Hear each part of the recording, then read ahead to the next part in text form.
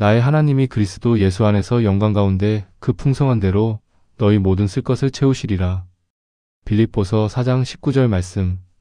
이 말씀을 떠올릴 때마다 저는 자연스럽게 제 대학 시절이 함께 떠오릅니다. 저는 대학교를 다닐 때 등록금이 없어서 어쩔 수 없이 대출을 받아야 했습니다. 생활비도 따로 나올 형편이 아니어서 아르바이트를 하면서 그때그때를 버텨내야 했습니다. 공부도 포기할 수 없었기에 장학금을 꼭 받아야 했고 그래야 대출을 조금이라도 덜 받을 수 있었거든요. 그래서 남들지 않은 시간에 책을 붙들고 있었고 수업과 아르바이트 사이를 뛰어다니면서 하루하루를 가까스로 이어갔습니다. 그때 저는 옷 한 벌 마음껏 사 입는 것도 사치처럼 느껴졌습니다.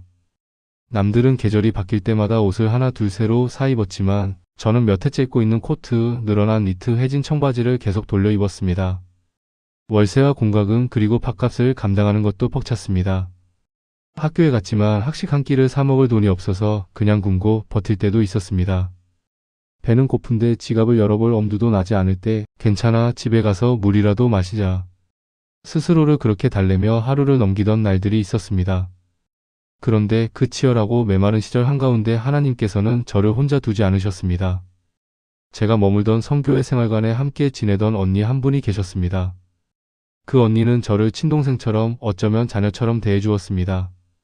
제가 가진 옷이 너무 적어 입을 게 마땅치 않을 때면 자기 옷을 내어주기도 했고 겨울이 되면 이거 너한테 더 잘 어울린다며 목도리나 따뜻한 카디건을 쥐어주기도 했습니다. 시험 기간이 되면 저보다 더 바쁜 사람이면서도 제가 좋아하는 음식을 챙겨주었습니다. 작은 전기레인지 하나 앞에서 간단한 국을 끓여주고 계란을 지져주고 공부하느라 힘들지? 조금이라도 먹고 해. 하고 웃어주던 그 언니의 얼굴이 지금도 선명합니다. 그때 저는 그게 얼마나 큰 사랑이었는지 다 헤아리지 못했습니다. 그냥 감사하긴 한데 왜 이렇게까지 챙겨주시? 하는 마음으로 받기만 했던 것 같습니다. 한편으로는 마음 한구석에 서운함과 비교의 감정도 있었습니다. 주변 친구들은 술자리도 가고 카페도 가고 주말마다 어디론가 놀러 다녔는데 저는 갈 수가 없었습니다. 돈이 없어서 함께 웃고 떠들 수 있는 감당 가능한 여유가 없어서 그냥 성교회 생활관의 방에 남아 알바 시간까지 멍하니 누워있다가 다시 일어나 일을 하러 가야 했습니다. 그때는 하나님 왜 저는 이것도 못해요? 왜 저는 이렇게까지 아껴야만 해요? 마음으로 울먹이며 물을 때가 많았습니다. 그런데 지금 그 시절을 돌아보면 조금씩 보이기 시작합니다. 그때 하나님께서는 저에게 풍족함을 허락하시지 않으셨지만 필요한 만큼을 꼭꼭 채워주고 계셨다는 것을요. 제가 완전히 무너지지 않도록 굶어 쓰러지지 않을 만큼 외로움에 삼켜지지 않을 만큼 딱 그만큼을 채워주셨습니다. 옷을 마음껏 사 입을 수는 없었지만 언니를 통해 입을 옷을 채워주셨고 비싼 밥을 먹을 수는 없었지만 굶지 않도록 누군가의 손길로 한 끼 한 끼를 준비하셨습니다. 그리고 무엇보다 나는 혼자가 아니다라는 사실을 사람을 통해 공동체를 통해 조용히 알려주고 계셨습니다. 빌립보서 4장 19절 말씀처럼 너희 모든 쓸 것을 채우시리라 하신 하나님은 그때 제 삶에서 눈부신 기적의 방식이 아니라 아주 소박한 방식으로 필요한 것을 채우고 계셨습니다. 지금의 저는 떵떵거리는 부자가 아닙니다. 통장을 열어봤을 때 와 하고 놀랄 만큼 숫자가 쌓여 있는 것도 아닙니다. 하지만 한 가지는 분명하게 고백할 수 있습니다. 부족해서 울어본 적은 없다. 정말로 아무것도 안 남아서 절망 속에서 통곡해야 했던 순간은 허락되지 않았습니다. 언제나 꼭 필요한 때에 꼭 필요한 만큼 하나님께서 채워주셨습니다. 돌아보면 제가 아무것도 할 수 없는 인생의 구간마다 하나님은 사람을 보내주셨습니다.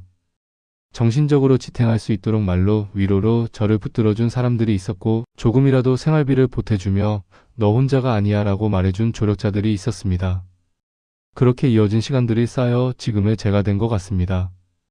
그래서 저는 그때는 미처 다 알지 못했던 하나님의 섬세한 손길을 이제야 조금 깨닫게 됩니다. 사랑하는 여러분, 혹시 지금 여러분도 그런 구간을 지나고 계시지 않나요?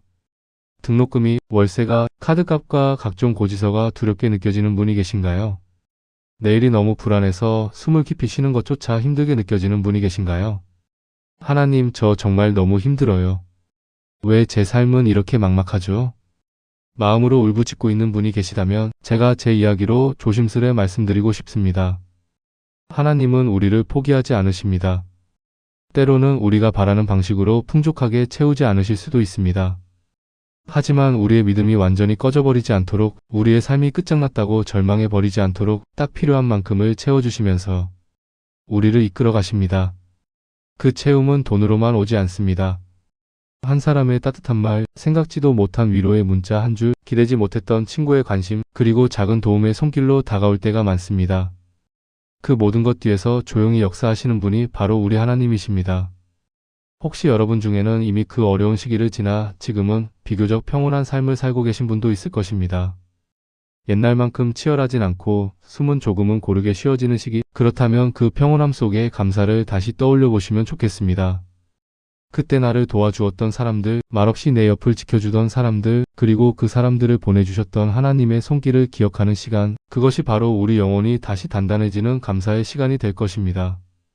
마지막으로 우리가 잘 아는 말씀 하나를 나누며 이 이야기를 마무리하고 싶습니다. 고린도전서 10장 13절 말씀입니다. 사람이 감당할 시험 밖에는 너희에게 당한 것이 없나니 오직 하나님은 미쁘사 너희가 감당하지 못할 시험 당함을 허락하지 아니하시고 시험 당할 즈음에 또한 피할 길을 내사 너희로 능히 감당하게 하시느니라. 하나님은 우리가 감당할 수 있는지 없는지를 가장 잘 아시는 분이십니다. 지금 여러분이 지나고 있는 그 구간, 너무 힘들어서 주저앉고 싶을지라도 하나님은 이미 피할 길을, 도움의 통로를, 그리고 은혜의 타이밍을 준비하고 계십니다. 지금은 잘 보이지 않을 수 있습니다. 하지만 언젠가 오늘을 돌아보는 날, 여러분도 이렇게 고백하시게 되기를 바랍니다. 그때 하나님이 딱 필요한 만큼 채워주고 계셨구나. 지금 어려운 구간을 지나고 있는 분들께는 이 말씀이 작은 희망이 되기를, 이미 그 구간을 지나 조금은 평온한 삶을 살고 계신 분들께는 이 시간이 다시 한번 하나님께 감사하는 은혜의 시간이 되기를 축복합니다. 우리와 동행하시는 하나님, 오늘도 여러분의 모든 필요를 아시고 그리스도 예수 안에서 풍성한 대로 채워주실 줄 믿습니다.